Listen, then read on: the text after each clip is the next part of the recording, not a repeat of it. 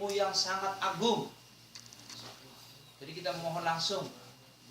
Ini sebanding dengan tasbih arsiyah, subhanallah adada khalqi wa ridha nafsi wa zinata arsy wa midada kalimati. Ya.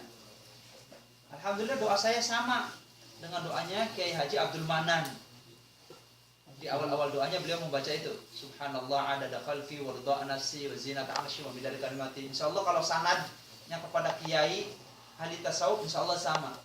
Biasanya membaca doa itu dulu. Sama Arifin Ilham. Pokoknya kalau ya Arifin Ilham apalagi kiainya sama Kiai Mahfuz Amin kan. Kan lulusan Darun Najah juga. Subhanallah adada khalqi wa ridha nafsi wa zinata arsy wa midada kalimati.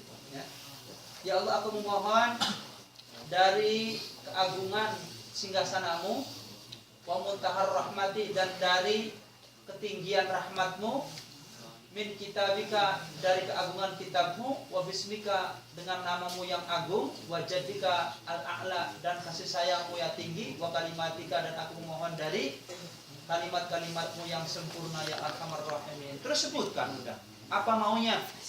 Summa ustujiba, kata beliau, pasti diijabah. Kalau ahli torekoh mengatakan seperti ini, biasanya karena dia pernah berpengalaman, pernah mengalami.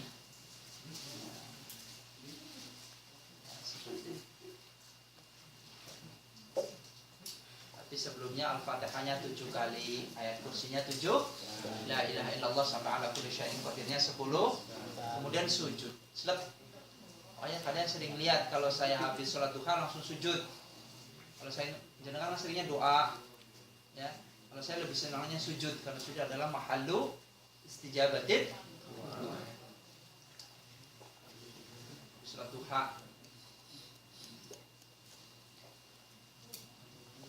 Lebih afdal lagi setelah ini baca wirid yang kita ajarkan itu, ya latifu, ya latifu, ya latifu, kan?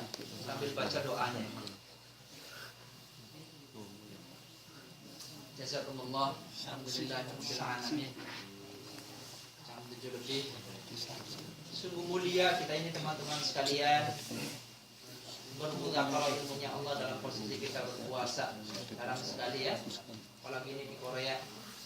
Masya Allah. Isi, bukan isi. Di ma'akidil izzi. Dari janji-janjimu yang sangat agung, dari janji yang ada di singgasana maksudnya. Karena Allah dalam menciptakan setiap ruh hamba diri itu sudah dijanjikan kebaikan-kebaikannya. Jadi kita langsung mohon pada pagi hari.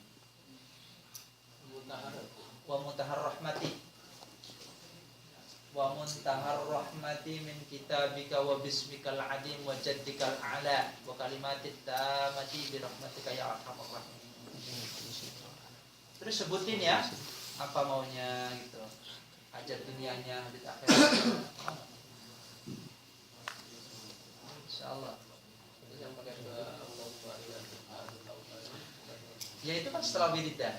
Kalau ini kan setelah salam, nggak bicara apa-apa, langsung baca itu tadi. Ya, Al-Fatihah, ayat kursinya 7 kali, la ilaha illallah. Baru kemudian sujud dengan baca doa ini. Baru setelah itu wirid-wirid yang lain. Ya, sambil membaca doa duha, Allahumma inna Tuhan wa aqal bahaba wa qudratu bukan asmatuka wa qadar Allahumma inna sama wa jalla. Alhamdulillahirabbil alamin. Jawab bolehlah. Kalau sampean yang nanya, sampean yang jawab.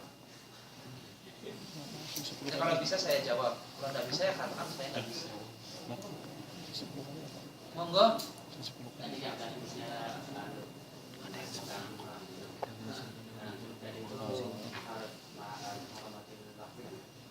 di teknisnya itu orang dulu apa bertayamum dulu atau wudu dulu atau gimana? Ala halihi, pada saat itu tanpa harus bertayamum dulu. Tanpa harus bertayamum, tapi dalam kitab fikihnya dia harus bertayamum dulu dalam kitab fikihnya. Tapi dalam kitab ini fi halihi, dalam posisi itu saja. Kalau memang terjepit sama sekali tidak ada waktu dan tidak ada air yang dia temukan, langsung sholat.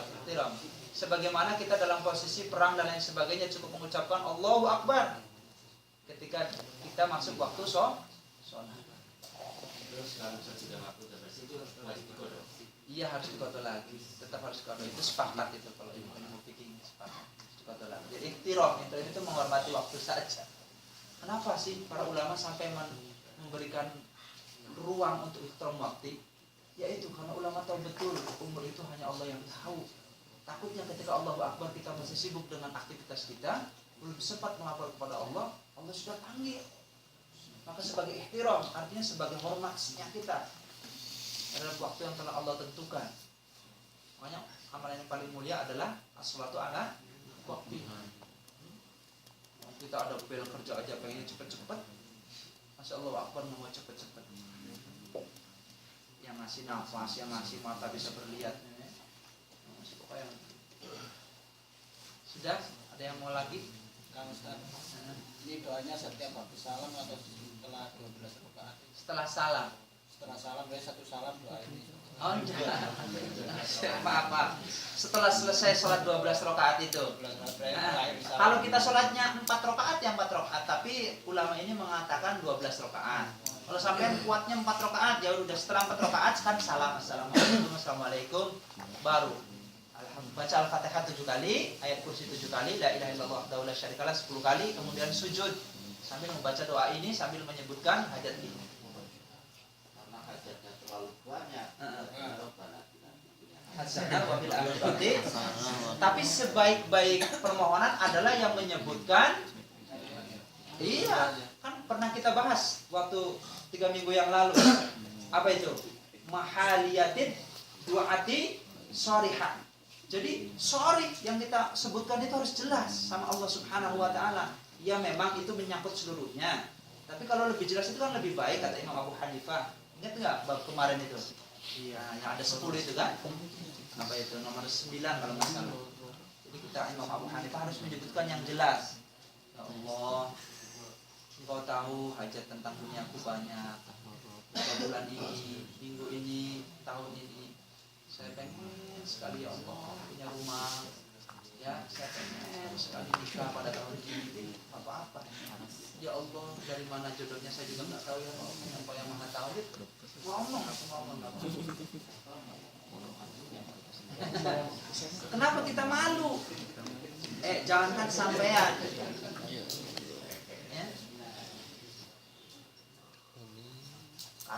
Kita ini masih menutupi diri sama Allah. Kenapa sih kita nggak terbuka sama Allah gitu? Kalau kita curhatnya sama orang aja sampai buka-bukaan gitu, sama Allah kita mau nggak curhat, mau sama Allah. Apa sih maunya kita? Nah, Ustaz, bagaimana kalau dengan ya Allah lebih tahu keadaan hatiku apa yang aku butuhkan itu? Ya bagus kayak gitu. Ya tapi kan ya maksudnya kita juga kurang jelas kan. Mungkin pada saat itu kita tidak punya pikiran apa-apa. Kadang-kadang bingung mau doa banyak banget. Ya tidak semua yang disebutkan. Istilahnya pada saat ini kita membutuhkan anak, ya Allah saya pengen punya anak, ya Allah saya pengen. Masa disebutin semua kan gitu. Nah, nanti di akhirnya baru ditutup dengan gitu. Innaka ta'lamu ma la a'lamu, innaka 'ala kulli syai'in qadir. Itu biasa ngomong itu. Semuanya ya Rabb, Engkau Maha tahu dari apa yang aku tidak ketahui, maksudnya dalam hati. Ya. Dan aku tidak mengetahui kesudahan daripada ini semua. Innaka 'ala kulli syai'in qadir.